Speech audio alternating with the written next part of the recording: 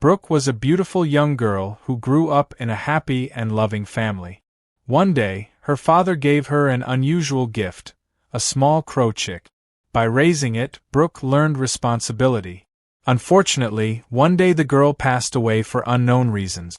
During her funeral, a crow landed on the coffin, and that's when something incredible happened. Brook was only 6 years old, but she was strong, beautiful, and independent. She loved spending time in the garden, observing plants and insects. She ran, jumped, and played among the trees, scraped her knees. In short, she had a joyful childhood. Living in a small village in the UK, life was slow and quiet. Brook's mother stayed home to look after the house and her child, while her father was a sailor who often spent weeks, sometimes months, at sea. Brook missed him very much and was always happy when her father returned. She not only spent time with her father but also loved the strange and wonderful gifts he brought her. Over the past few years, he had brought her shells from Caribbean beaches, exotic sculptures from some Middle Eastern country, as well as books and toys from all over Europe and America. Brook eagerly stood by the gate, waiting for her father to walk down the street. This time he had been away for 2 months and was expected home any moment. Suddenly, she saw her father walking slowly down the street. Brook screamed with joy and ran to him, throwing herself into his arms. She hugged him tightly and kissed him on the cheek. But she noticed something. There was no gift. Usually, her dad would immediately hand her something in gift wrapping, but not this time. That's when he knelt down and put something in her hand. She jumped slightly, feeling something move in her palm, looked down and saw a tiny chick. Her father told her it was a little crow. He asked her to protect and care for it as if it were a real human baby. Brook was shy, but her face brightened when she realized the great responsibility resting on her shoulders. Over the next few weeks, Brook spent all her time with the crow. She fed it, gave it water, and even taught it some trick.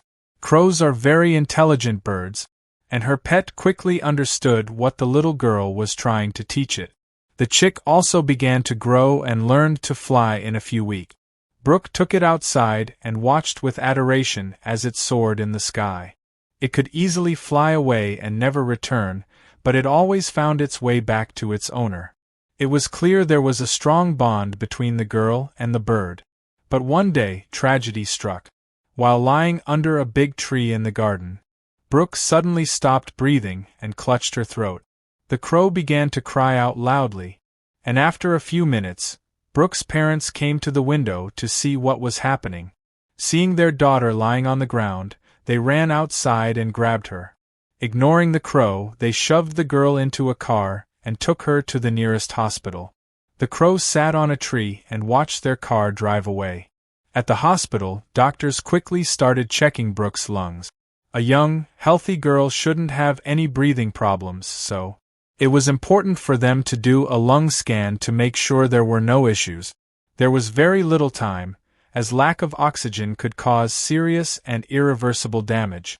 Throughout this time, her parents watched what was happening with tears in their eyes. Despite all the doctor's efforts, unfortunately, Brook was declared dead.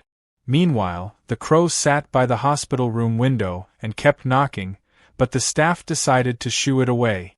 The hospital was no place for such a bird. It could not be allowed inside, even though it was a pet. When Brook's parents drove home, the crow pecked their car, making a lot of noise again. Grief-stricken, they ignored it. As soon as they returned home and began preparing for the funeral, the crow continued trying to get their attention. But they had no time for it. Soon came the day of Brook's funeral. Her parents, relatives, and friends mourned the little girl lying still in her small coffin. The lid was open so people could say goodbye.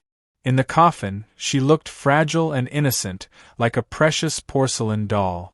Many people cried as they passed by, gently touching her face and kissing her cheek. The crow sat on a nearby tree watching. From time to time, it flew up and circled above the gathered people, making loud sounds. Brook's parents held their breath as the crow finally descended and sat on the coffin, curiously looking at the body of its owner. Suddenly, the bird began making a strange buzzing sound, as if asking a question. It jumped back and forth from the lid to the edge of the coffin and back again. After a few minutes, the bird began pecking at Brook's body, as if trying to wake her up. Brook's parents were moved to see this scene, and although they understood that the crow must have been feeling its own form of grief, they knew it could not stay there pecking the girl. They tried shouting at it, but it did not move and even started pecking her mouth. This behavior seemed shameful to the family, but it concealed a secret motive that everyone was about to discover. Approaching the open coffin, the father waved his hands to scare the bird away. The crow flapped its wings and screamed but reluctantly flew up and landed in a nearby tree, staring down. Everyone watched the crow as it made a short flight, but when everyone's attention returned to the coffin, they froze. Brook was sitting up. In her lap lay a walnut-sized apple. It had gotten stuck in her throat after falling from the tree under which the girl had been lying in the garden. When she was rushed to the hospital, doctors suspected a lung problem and checked her only with a chest X-ray, which showed nothing. They had not thought to check her throat. The lack of oxygen sent her into a coma, and she was mistakenly declared dead, despite still taking slow and shallow breaths. Brook looked at her mother and father who rushed to her, hugging and kissing her. Their daughter was alive. Shocked, they realized the crow had known this from the beginning. It had tried many times to send this message to Brook's parents, but they did not understand, and the bird pecking Brook's face and mouth was its way to remove the blockage. Fortunately, the bird had enough time to save Brook's life. Dear viewers, how would you have reacted if you were at Brook's funeral and witnessed this? As always, we will be happy to respond to your comments. Also, if you liked this video, please like and subscribe to our channel. Goodbye.